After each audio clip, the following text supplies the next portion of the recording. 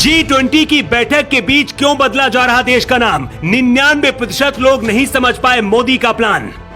18 सितंबर को संसद सत्र बुलाना सिर्फ बहाना है, असली मकसद पीएम मोदी का देश को हिंदू राष्ट्र बनाना है।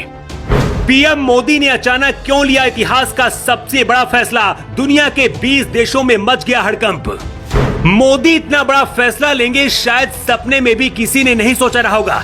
इसीलिए कहते हैं मोदी कभी भी कुछ भी कर सकते हैं। जिस ब्रिटेन ने भारत को गुलाम बनाया, उसके भारत के जमीन पर पैर रखने से पहले ही मोदी ने सबसे बड़ा ऐलान करके दुनिया में खलबली मचा दी है। लेकिन अभी भी भारत में रहने वाले 99% लोग नहीं समझ पाए कि मोदी का असली गेम प्लान क्या है और करने क्या वाले हैं। 18 सितंबर को मोदी इतिहास का सबसे बड़ा फैसला लेने जा रहे हैं। जहां हम रहते हैं, इस देश का नाम भारत है, लेकिन अंग्रेजों ने हमें गुलाम बनाकर हमारे देश का नाम इंडिया कर दिया था। धीरे धीरे इसी गुलामी वाले नाम के साथ जीने की हमारी आदत पड़ गई, क्योंकि किसी भी प्रधानमंत्री में आज तक ये हिम्मत नहीं हुई कि वो इस नाम को हटा सके। भारत में प्रधानमंत्री आते गए जाते गए, लेकिन तीसरी बार प्रधानमंत्री बनने से पहले पीएम मोदी ने फिर साबित कर दिया है कि 56 इंच का सीना सिर्फ उन्हीं के पास है और वही ऐसा फैसला ले सकते हैं जिसे कोई नहीं ले सकता। G20 के देशों के लिए राष्ट्रपति की तरफ से जो न्योता भेजा गया, उसमें प्रेसिडेंट ऑफ इंडिया की जगह पर प्रेसिडेंट ऑफ भारत लिखा गया।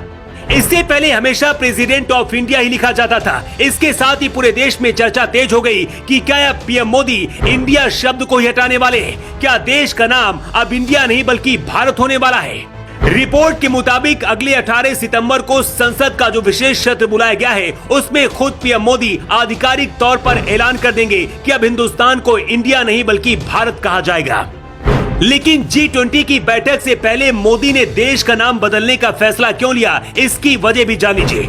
G20 की बैठक में जो 20 देश भारत में आ रहे हैं, उनमें ब्रिटेन भी शामिल है। ब्रिटेन ही वो देश है जिसने भारत को गुलाम बनाया था और इंडिया नाम भी दिया।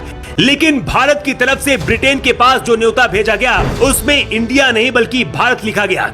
मतलब ब्रिटेन के प्रधानमंत्री ऋषि सुनक इंडिया की जमीन पर नहीं बल्कि भारत की जमीन पर कदम रखेंगे।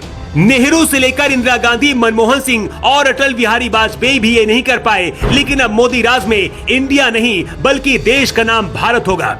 मोदी योगी आने के बाद से ही मुगलों की पहचान धीरे धीरे देश से खत्म की जा रही है। योगी भी अब तक दर्जनों नाम यूपी में बदल चुके हैं और सनातन के नाम पर उन शहरों के नाम रखे गए हैं। कुछ दिन पहले मोदी विरोधी 28 दलों ने मिलकर अपना नाम भी इंडिया रखा था। इसी नाम से वोट बटोरने की रणनीति बना रहे थे, लेकिन उससे पहले ही मोदी ने इतना बड़ा मास्टर स्ट्रोक चलकर विरोधियों की हवा निकाल दी है।